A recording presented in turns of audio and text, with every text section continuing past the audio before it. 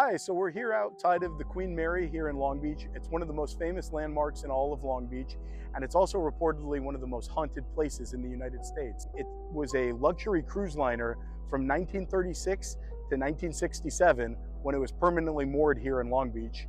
In between, it was transferred into a troop ship that ferried troops between the United States and Europe during the wartime era. So we're here at the first class swimming pool, and two of the most reported hauntings seen around here are an adult woman wearing 1930 swimwear and a little girl who goes by the name of Jackie that's always carrying a teddy bear. Jackie's very interactive with guests around here, and another thing people can see are wet footprints of people around the pool and the sound of splashing as if somebody's diving in, even though the pool has been drained of water for many decades. This is the Queen Salon here, and it was the first class lounge. And it's one of the most haunted places also aboard the Queen Mary. Many people have seen the lady in white over here. Her identity remains a mystery, but she's often seen dancing and singing around the piano, and often it seems as if she's dancing and singing to music that no one else other than her can hear. So we're now at stateroom B340, which many people report to be the most active place on board the ship. A lot of the hauntings that people have experienced here is a large shadow figure standing at the foot of their bed, the sheets being ripped off of them in the middle of the night, and housekeeping has even reported that after they've cleaned and serviced the rooms, they'll come back to find the beds a complete mess.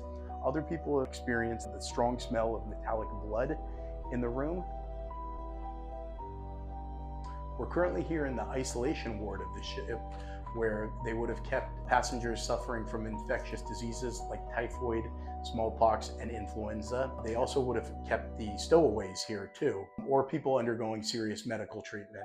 So obviously there would have been a lot of death in this area of the ship. I can confirm it does have a heavy feeling. It is one of the most creepy places of the ship.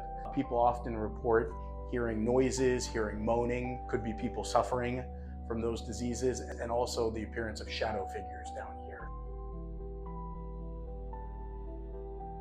We're now in the propeller box of the Queen Mary, and in my opinion, it's one of the creepiest parts of the ship.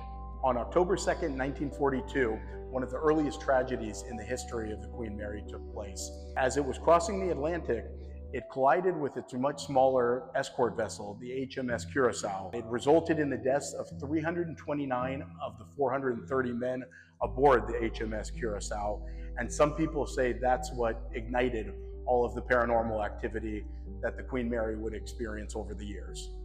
We're down here in the engine room, and we're here at the infamous door number 13. At 3:55 in the morning on July 10th, 1966, an 18-year-old crew member tragically lost his life during a routine safety drill. It's reported that he had 5 seconds to make it through this door before the watertight doors closed on him, and he ran back to try and get his wrench that he left behind, and he didn't make it through the doors, and he was found wedged, crushed to death between these two doors. He's seen sometimes here by guests, it's reported, and other people claim to hear metal on metal clanging against the walls. Some people say that's him warning you not to go through these doors.